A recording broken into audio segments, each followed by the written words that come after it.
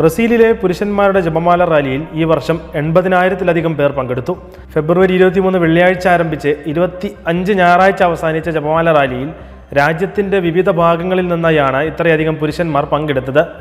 നിന്റെ വചനം എൻ്റെ പാതയിൽ പ്രകാശമാണ് എന്ന സങ്കീർത്തന ഭാഗമായിരുന്നു ഈ വർഷത്തെ ജപമാല റാലിയുടെ പ്രമേയം. ജപമാല പ്രാർത്ഥനയിലൂടെ മറിയത്തിൻ്റെ മധ്യസ്ഥതയാൽ ജീവിതം മാറ്റിമറിക്കപ്പെട്ട, കൃപ നേടിയ വിശ്വാസവും സഭയിൽ പങ്കുചേരാൻ തുടങ്ങിയവരുടെ നിരവധി സാക്ഷ്യങ്ങളും റാലിയോടനുബന്ധിച്ച് പങ്കുവയ്ക്കപ്പെട്ടിരുന്നു. ജപമാല ചൊല്ലുന്നതും മാതാവിൻ്റെ സ്നേഹം കൊണ്ടുവന്നതും എൻ്റെ കുടുംബത്തെ മാറ്റിമറിച്ചുവെന്ന് സാവോ പോളോയിൽ നിന്നുള്ള വിവാഹിതനും 2 കുട്ടികളുടെ പിതാവുമായ റെനാറ്റോ സാന്റാന വെളിപ്പെടുത്തി. തമിഴ് ഭാഷയുടെ പ്രചാരണത്തിനായുള്ള തമിഴ്നാട് ഗവൺമെൻറ്റിൻ്റെ പുരസ്കാരം കത്തോലിക്ക വൈദികനായ ഫാദർ ഡി അമുദിന്. ആംഗ്ലിക്കൻ മിഷണറിയായിരുന്ന ജോർജ് ഉഗ്ലോ പോപ്പിൻ്റെ പേരിൽ ഏർപ്പെടുത്തിയ പുരസ്കാരം ആദ്യമായാണ് കത്തോലിക്ക പുരോഹിതന് ലഭിക്കുന്നത്. ചെന്നൈ അടയാറിലെ രാജരത്നം ഓഡിറ്റോറിയത്തിൽ നടന്ന ചടങ്ങിൽ മന്ത്രി MP സ്വാമിനാഥനിൽ നിന്ന് ഫാദർ അമുദാൻ പുരസ്കാരം ഏറ്റുവാങ്ങി. തമിഴ് ഭാഷയ്ക്കും സാഹിത്യത്തിനും നൽകിയ സംഭാവനകൾ പരിഗണിച്ച് ഫാദർ അമുദാൻ ഉൾപ്പെടെ 25 പേർക്കാണ് പുരസ്കാരം നൽകിയത്. തഞ്ചാവൂർ രൂപതാംഗമായ ഫാദർ അമുദാൻ അറിയപ്പെടുന്ന അക്കാദമിക് വിദഗ്ധനാണ്. ഇന്ത്യൻ കാത്തലിക് പ്രസ് അസോസിയേഷന്റെ മുൻ പ്രസിഡന്റായ ഫാദർ അമുദാൻ ദേശീയ തലത്തിലും അന്താരാഷ്ട്ര തലത്തിലും നിരവധി പ്രബന്ധങ്ങൾ അവതരിപ്പിച്ചിട്ടുണ്ട്. തമിഴ് ഭാഷയ്ക്കും സംസ്കാരത്തിനും ക്രൈസ്തവർ നൽകിയ സംഭാവനകളെക്കുറിച്ച് തമിഴ് ഭാഷയിൽ 17ഉം ഇംഗ്ലീഷ് ഭാഷയിൽ 8ഉം പ്രബന്ധങ്ങൾ അദ്ദേഹം അവതരിപ്പിച്ചിട്ടുണ്ട്.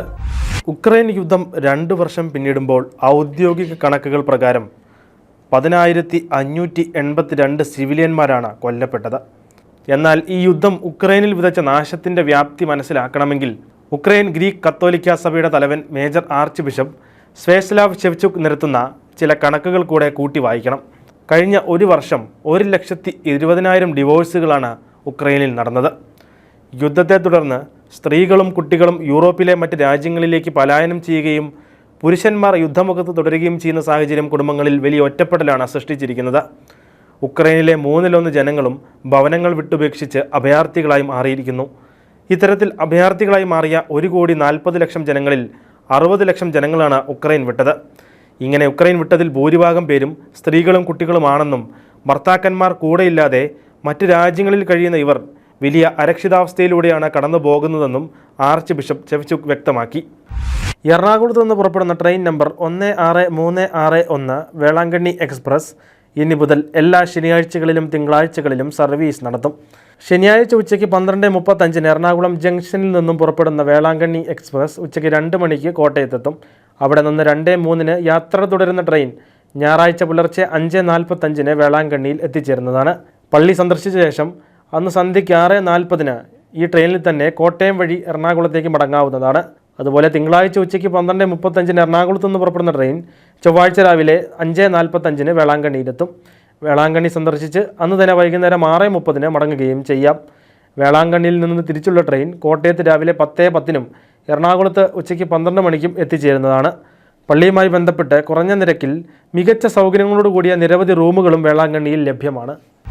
2025 ജൂബിലി വർഷത്തിന് മുന്നോടിയായി ഫ്രാൻസിസ് പാപ്പ ഈ വർഷം പ്രഖ്യാപിച്ചിരിക്കുന്ന പ്രാർത്ഥനാ വർഷത്തോടനുബന്ധിച്ച് പ്രാർത്ഥനാ സഹായി പ്രസിദ്ധീകരിച്ച് Vatican. Teach us to pray എന്ന് പേരിട്ടിരിക്കുന്ന പ്രാർത്ഥനാ സഹായി ഇറ്റാലിയൻ ഭാഷയിലാണ് പുറത്തിറക്കിയത്. സുവിശേഷവൽക്കരണത്തിന് വേണ്ടിയുള്ള വത്തിക്കാൻ ഡിക്കാസ്ട്രി തയ്യാറാക്കിയ പ്രാർത്ഥനാ സഹായിയുടെ തർജ്ജമ Portuguese, English, French, Spanish, polish ഭാഷകളിൽ ലഭ്യമാക്കും.